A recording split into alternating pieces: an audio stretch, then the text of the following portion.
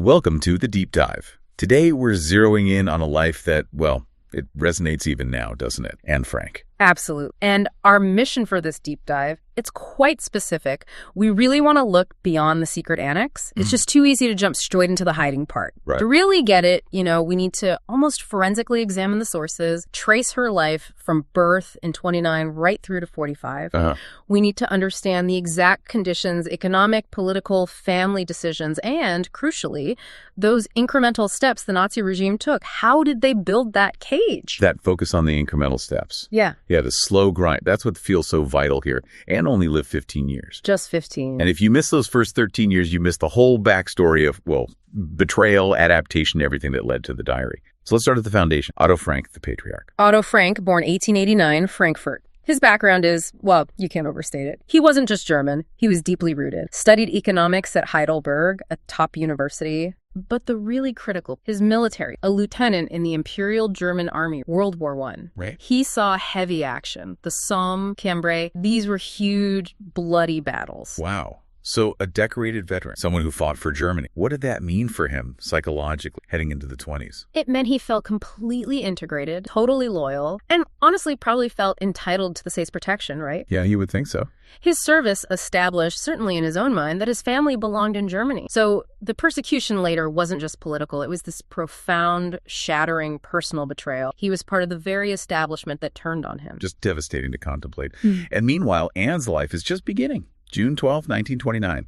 Born in Frankfurt, but in a quieter neighborhood, Marbachweg. What were those earliest years? Yeah, Marbachweg was almost rural, pleasant. Edith Frank liked it for the girls' health. They couldn't really afford the fashionable center anymore. Anne was the second daughter. Margot was older. Interestingly, the sources, like her baby book, apparently described Anne as quite a handful. Colic, cried a lot. Huh? A tricky baby arriving during tricky national time. Sounds like a volatile start, even if the family was hoping for, well, some stability. They absolutely were. Before 29, the post-WWII economic recovery had actually calmed down some of the anti-Semitic agitation for a bit. Oh, really? Yeah. And the Franks, they favored the center liberal parties. They believed in a stable, inclusive Germany, but that little window of calm, brutally short. Which brings us straight into that huge shift, the focus of our first section, economic collapse and the rising threat in Germany, starting just months after Anne's birth. Exactly. October 1929, the Wall Street crash. It didn't just rattle Germany, it basically annihilated the economy. For the Franks specifically, their income from their businesses banking mineral water products, it dropped by a staggering 90%. 90%? Wow. That's not just tightening your belt, that's total collapse. Yeah. What does that kind of drop actually mean for a family like that? It means the end of their social standing, pretty much. It fuels mass unemployment across Germany, hyperinflation, social breakdown. And when you have that kind of ruin, well, history tells us where people often turn. Yeah. The age-old scapegoat, the Jews, their own financial disaster basically poured fuel on the political fire. And how quickly did that instability translate into votes for the radical right? It's terrifyingly fast. The Nazi Party, the NSDAP, they were tiny in 28, like 3% of the vote, fringe extremists. Right. By 1930, after the crash hits, 18%. And then by May 1932, they're at 37. This wasn't some fringe movement anymore. It was gaining mainstream acceptance, and their intentions were, well, not exactly hidden. No, they literally put it back on the shelves in 1930, didn't they? They did. Mein Kampf, republished as a single volume that year, making the party's mission clear. All right. It included that chilling line, no nation can rid itself of the Jews except by the sword. This was the public plan of a party rapidly gaining power. But then the Franks got hit by a second really specific financial blow in 32, on top of everything else. Yes, the collapse of the Michael Frank Bank, the family bank. It happened because Otto's younger brother, Herbert, accidentally invested in foreign securities. Now, the key detail here is that foreign securities had actually been made illegal in 1931. The government was desperately trying to stop capital flight, stabilize the currency. So it wasn't just a bad bet. It Yep. was technically illegal because of this crisis. Exact. And even though Herbert was later found to be more of a victim in the legal sense, he didn't mean to break the law, the bank's reputation was just ruined. Otto and Edith were running out of cash for basics, facing foreclosure. But they got a temporary rescue. Shows how much family ties still mattered. It did, massively. Help came from a very successful cousin, Jean-Michel Frank. Famous interior designer, known internationally, he sent money, just enough, just in time to cover the mortgage payments. A crucial but temporary fix. Temporary being the key word. Because the writing was on the wall. Hitler becomes chancellor, January 1933. Reports of violence against Jews spreading. The threat of Nazi boycotts meant a, quote, massive risk to their life. It wasn't about comfort anymore. It was about survival, plain and simple. Which makes their decision to leave Germany feel less like panic and more like a calculated move for survival. That takes us into Section 2, building a new life in Amsterdam, 1943 to 39. Why Holland, specifically? It was very intentional and business-related. The idea came from Edith's brother-in-law, Eric Elias. He'd successfully marketed a product there, Opekta gel, that provided a crucial... Opekta, the very product that would become Otto's business and, well, eventually the location of the hiding place itself. That's the one. Otto went ahead of the family in 33 to set things up. Registered the Nederlands Opekta Maatschappij NV, the Dutch Opekta company focused on production and sale. Otto taking practical steps, trying to reroute the family financial away from the right. And they left Germany amid this incredibly ominous atmosphere. The book burnings, Jews being purged from government jobs. Yeah. Terrifying symbols. Oh, absolutely. The sources remind us of that quote from Heinrich Heine, Otto's favorite poet, whose books were burned. Where they have burned books, they will end in burning human beings. That prophecy was literally playing out. That was the warning. They got to Amsterdam in December 1930. They settled at 37 Meridiplein in the river quarters. Sounds like a safe haven initially. And in many ways it was a modern area, and it quickly became a hub for German Jewish emigres. By the late 30s, maybe a third of the residents there were Jewish. Okay. But even there, the adjustment really tough, especially for Edith. It kind of amplified her feeling of isolation. How did that difficulty show itself? Well, first, because so many German Jews arrived, German became really common in the neighborhood. Shopkeepers, bus conductors spoke it. And that actually triggered a bit of a nationalist backlash from some Dutch people who felt their culture was being, swamped. I can see that. Second, the Franks were pretty assimilated, less religious than many of their new Orthodox neighbors. Otto hadn't even had a bar mitzvah. Right. And then there was just the sheer effort of the language itself. Yeah, the day-to-day struggle. Exactly. The sources mention things like confusing similar words, like German gekocht means cooked, but the Dutch word that sounds similar means bought. Imagine dealing with those little trip-ups constantly. Exhaust. For Edith, who already missed Germany, this just added to her. But for the girls, Anne and Margot, it seems like the transition was maybe a bit smoother, especially school. And definitely thrived. She started at the local Montessori school in May 34. That progressive style really suited her personality, described as willful, headstrong. She got freedom under her teacher, Jan van Geld. And this is where she formed that famous trio with Hannelie Gas. It's fascinating, that generational split you often see with the parents struggling while the kids adapt. It's a classic story, isn't it? Otto, the dad, focused on rebuilding, charming the local kids with stories. Anne and Margot picking up Dutch, starting to forget Frankfurt. But Edith, caught between worlds, struggling with the language, missing Germany, often alone, and seeing her kids adapt so well probably made her own isolation feel even sharper. And all this personal adjustment is happening while the situation across Europe is getting much, much worse, making Holland look less like a permanent refuge. By 1938, the pressure was becoming immense. Kristallnacht, that organized pogrom across Germany. The Gestapo ordered the arrest of, 20,000 to 30,000 well-to-do Jews. Mm-hmm. And even though Otto and Edith tried to shield the girls, it hit home. Anne's uncle Walter was arrested during that violence. They kept it quiet from the kids, but imagine the fear in the household. And Hitler's rhetoric was becoming unmistakably genocidal by then. Yeah, January 1939, his speeches pointed directly to the future genocide. Soon after, Edith's brother, Julius Hollander, he saw which way the wind was blowing and fled to America. His belongings, sold off in what the Nazis chillingly called a legal forced auction, confirmed that theft followed flight. So by September 39, when Hitler invades Poland, the war declaration, Britain and France must have felt pretty hollow, offering little real protection. The invasion put millions more Jews under the control of the Sicherheits. That's Heydrich's security. Important to distinguish them from the Gestapo. The SD was focused on intelligence, consolidating control in occupied areas, creating these systematic action plans. Robbery, intimidation, all institutionalized. Right. The Franks knew an invasion of the Netherlands was likely, but they were desperately hoping Holland's neutrality from WWII might hold again. A hope that was tragically extinguished, which takes us to Section 3, the occupation and the slow grind of restriction from 1940 to July 42. May 10th, 1940. It started confusingly. There had been 29 false alarms. Wow. So many Dutch people just dismissed the noise. But this distant thunderstorm, real, siren, dead phone. And Otto Frank's first reaction going to work says so much about him. Doesn't it? That calculated practicality. Trying to keep up appearances, maintain normalcy. He went to the office, all the while stemming the great fear, trying to keep the business afloat. Holland surrendered fast, May 4th. And then that moment of false relief, because there weren't immediate pogroms like the stories from Poland. Exactly. Many Jewish residents initially thought, okay, this will be restrictive, maybe harsh, but not immediately deadly. A fatal miscalculation. Utterly fatal. Yeah. The Nazis used this strategy of slow strangulation through laws, decrees. Anne at first was upset about childish concerns, a missed birthday, a canceled holiday, but Otto and Edith, they knew the trap was sprung. Escape was impossible. The systematic dismantling of their lives had begun. What's kind of remarkable, though, is that Otto's business was actually doing well for a time, wasn't it? Allowed him to move the office near the Westerker. Yeah, it was this weird temporary boom. Apecta was successful, and part of the firm he also worked with supplied the German Wehrmacht. So steady income. Right.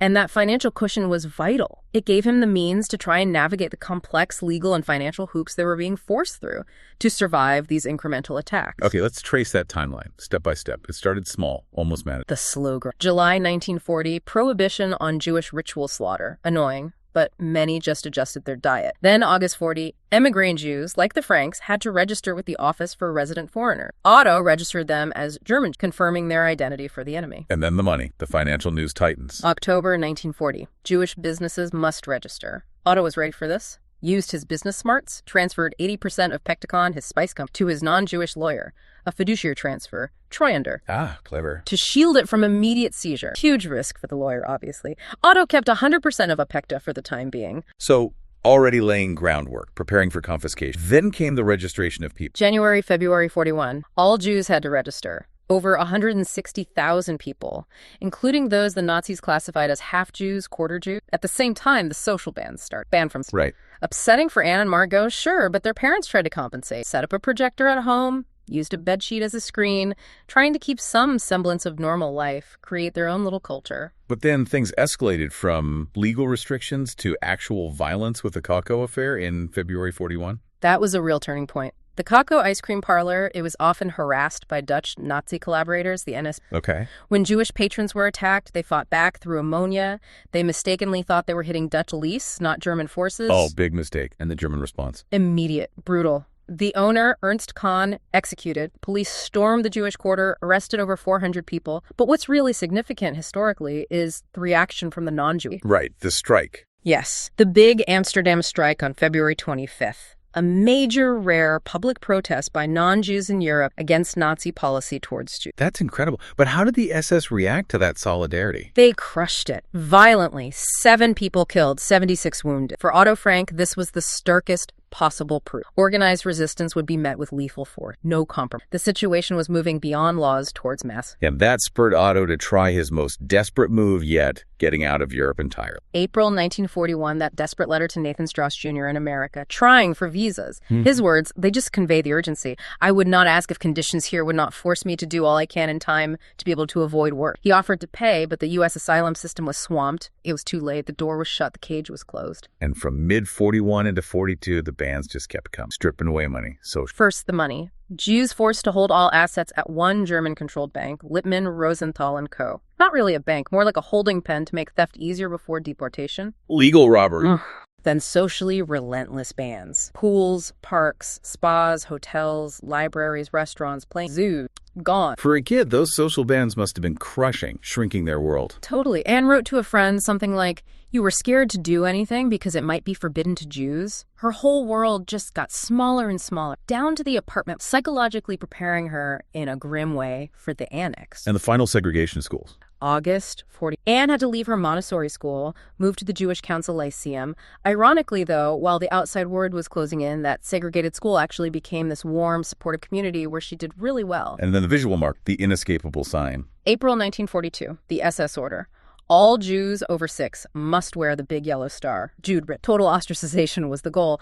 But the Dutch reaction was many non-Jews made a point of being kind to those wearing the star. Some students even sewed similar stars on their own clothes in solidarity, trying to dilute the stigma. That tension in spring 42 must have been unbearable, leading right up to Anne's 13th birthday. June 12th, 1942, turns 13, gets the checkered notebook, the diary, writes her first entry days later, and the trigger for disappearing came just after, June 26th. The SS demanded the Jewish Council provide Jews aged 16 to 40 for forced labor in Germany. And then the summon, July 5th, 1942. That Sunday afternoon, the call-up notice arrives from the Central Office for Jewish Emigration. Edith opens it. Horror. It's addressed to Margot. Edith lies to Margot, says it's for Otto, but adds he won't go. Otto gets home at 5 p.m., stays remarkably calm, immediately tells them, "Pack your school bags. We're going into hiding." Now, that decade of slow-motion persecution just culminated in this desperate 24-hour window to vanish. Which sets the stage for Section 4, life in the Annex, the toll of isolation, and the logistics. Yeah. It all hinged on the loyalty of Otto's employees, didn't it? Immense trust. Terrifying trust. Otto relied completely on 4 non-Jewish employees. Mipkes, Johannes Kleiman, Victor Kugler, Bepvoskiel. They risked execution if caught, yet they agreed. Mipkes especially took on massive personal risk, getting food, supplies, ration cards for 8 hidden. They moved into the Annex, 263 Prince and Grach, Monday, July 6, 1942. What was that immediate feeling like? The reality of being hidden? Shock. The sources describe Margot and Edith as being in a kind of stupor. Overwhelmed, traumatized. Anne and Otto, they threw themselves into activity, covering windows, unpacking. Otto was fiercely determined to build a psychological defense against despair. You really see that defense and how they tried to make the space livable, almost normal. Yeah, those small acts of normalization were so important. Otto encouraged Anne to paste pictures on her wall. Celebrities, royalty, Greta Garbo, Ginger Rogers, cut from magazines. Like a teenager's room, right? Even in that a psychological anchor against the wall of wallowing, trying to keep a link to the outside world they'd lost. And they weren't alone for long. No. A week later, the Van Pels family joined them. Herman, August, their son Peter. Then in November 42, Fritz Pfeffer, a dentist, arrived. 8 people crammed into the attic space above a functioning warehouse. The silence. That must have been agonizing. Sensory deprivation for survival. Absolute silence. Hours. While the warehouse guys were working downstairs. Tippy-toes, whispers, living in shadows, physically demanding to. The only real break was the 12:30 lunch hour. Right. That was their window. They could go downstairs, make a bit of noise, use the proper office toilet instead of the communal bucket they had upstairs the rest. Anne's diary just gives us this incredibly raw look at the emotional side of it all. It really does. The strain, feeling her privacy totally gone, sharing that tiny room with Fritz Pfeffer, addressing her diary entries to fictional characters from books she liked, creating imaginary friends. And she wrote a lot about the tension, didn't hide her difficult relationship with her mother. No, she was very open about that, and her closeness to her father. Yeah, she wrote, Otto has become very tolerant, for he too sees Mummy's fault. But beyond the family friction, just the isolation, it took a huge toll. She wrote about feeling deserted, feeling like a songbird who has had his wings. That lack of freedom was a constant, heavy thing. Yet, even in that extreme situation, she kept this almost unbelievable perspective about their fate compared to others. That's the stunning moral clarity in her writing. Anne wrote their life was a paradise compared with how other Jews who are not in hiding must. And the sources suggest, in Holland alone, maybe 20,000 others were hiding in similar, incredibly dangerous. And through their helpers, they started learning the horrifying truth about where the deported Jews were really going. By autumn 42, they knew it wasn't forced labor in Germany. That was a lie. They knew people were being sent to camps in Poland. They understood, if caught, they faced being victims in one of the most terrible episodes of mass murder. There's that chilling entry from later in the hiding period showing they knew about the gassing. October 44, yeah. Anne wrote about the English radio talking about Jews being gassed, and she concluded, perhaps that is the quickest way to die. It's vital. They knew the fate waiting for them. Their hiding wasn't just endurance, it was a race against being found and murdered. And all this time, the constant fear of discovery, not just the Gestapo, but suspicion from within the building itself. Relentless fear, loud noises, fuses blowing, burglars breaking into the warehouse downstairs, sometimes bringing police right to their doorstep. Oh, God. But the internal threat, too. Warehouse work. Willem van Maren, Lammert Hartog, the cleaning lady, Lena Hartog, they noticed things, like the large milk deliveries to the empty upper office. Rumors started. Jews being hidden. Every single action, even just getting food, was incredibly risky. Which brings us, inevitably, tragically, to Section 5, capture, deportation, and legacy. Morning of August 4, 1944, Gestapo officer Karl Josef Silberbauer with Dutch collaborators raided 203 Prinsengracht. After 25 months of silence, they were found. The informer's identity, never definitive. And that journey to Westerbork transit camp. There was this strange temporary sense of relief. Yeah, Anne felt a bizarre liberation. Seeing daylight, breathing fresh air, being around strangers again after 2 years sealed off. Otto Frank later described Anne just gazing out the train window at the skies. It really hits the psychological cost of that silent. Simple daylight felt. Westerbork itself, though just a transit camp, it offered a brief, sort of structured moment before the real horror. Yeah, conditions were relatively normal for a transit camp. School, youth group, and Margot Edith put to work taking apart old batteries, breathing in ammonium chloride fumes constantly. There was that flicker of false hope, August 25th, 44, news that the Allies Paris. But the last train east left soon after. September 3rd, 1944, packed into pitch-black cattle cars, 70 people crammed in one car, standing room only. 3 days and nights to Auschwitz-Birkenau, arrival, immediate dehumanization, selections, tattoos, stripping, shaving, filthy shower. The accounts of Anne in Auschwitz, they're sparse but just heartbreaking. Women who were there remembered her being quiet, weeping when she saw, and her mother, Edith, that incredible, exchanging her own for extra scrap for the girls, going barefoot herself, freezing mud. And then the sickness led to that final separation inside the camp. Margot and Anne got terrible scabies, skin infection, separated from Edith, moved to the scabies block, total darkness, Then, October 28th, or transferred to Bergen-Belsen. They never saw again. And Edith Frank's own death, just a story of awful, devoted sacrifice. She fought hard, clinging to the hope of seeing her children again, but starved, sick with fever, she finally collapsed. Died January 6, 1905. And the sources note, crucially, she'd refused to eat this little stash, hoarding it for her daughters and Otto. She died saving... And Anne's friend, Hanley Goslar, gave that final, terrible account of Anne at Bergen-Belsen. Met her across the barbed wire fence. Anne was desperately ill, completely despairing, believed both her parents were dead, told Hanley she didn't want to live anymore. And just days before that meeting, Otto Frank had been liberated from Auschwitz, January 27th. Anne and Margot died. Probably typhus, just weeks, maybe days, before the British liberated Bergen-Belsen on April 15, 1945. Otto, the father who fought so hard to save them, was the only one to survive from the Annex. He didn't even know about the diary until after the war, when Miep Gies and Bep Foskel gave it. Anne Frank lived just 15 years, but her voice, translated into over 70 languages, sold over 30 million copies. This intimate window into one experience that helps us grasp scale, horror of the 6 million murders. So pulling it all together as we wrap up this deep dive, we come back to why understanding those pre-diary years is so essential. It really is the only way to make sense of the decision to hide. It wasn't sudden panic. It was the end point of that steady, deliberate accumulation of restrictions, starting with that 90% income drop, the bank collapsing, then the registration laws, that Lippmann bank theft, no cinemas, the Yellow Star, Otto's decision in 42, the inevitable end result of years building that cage, piece by door slammed shut. And the sources gave us those vital specific Dutch students wearing stars in solidarity, the Cocoa affair trauma, personal tragedy of the bank failure. Those details make the history real, not just abstract. And connecting it all, there's that profound psychological insight, too. That bizarre sense of liberation Anne felt just seeing daylight after the arrest. It's a staggering thought. What does that tell us about the hidden cost of those 2 years of silence, of concealment? It points to this fundamental human need for connection, for space, just for the simple act of existing openly in the world. The lack of that was almost as damaging as a persecution. It really makes you think, doesn't it? What are the implications for us today? When crises demand silence or isolation from us, what are those unrecognized costs of being confined, even if it's necessary for survival? Seeking silence can preserve life, sure, but it can also strip away the very things that make life feel worth living. Yeah. Maybe that's the deeper tragedy captured in Anne just staring at Guy from that train. Definitely something to reflect on. Thank you for joining us on this deep dive.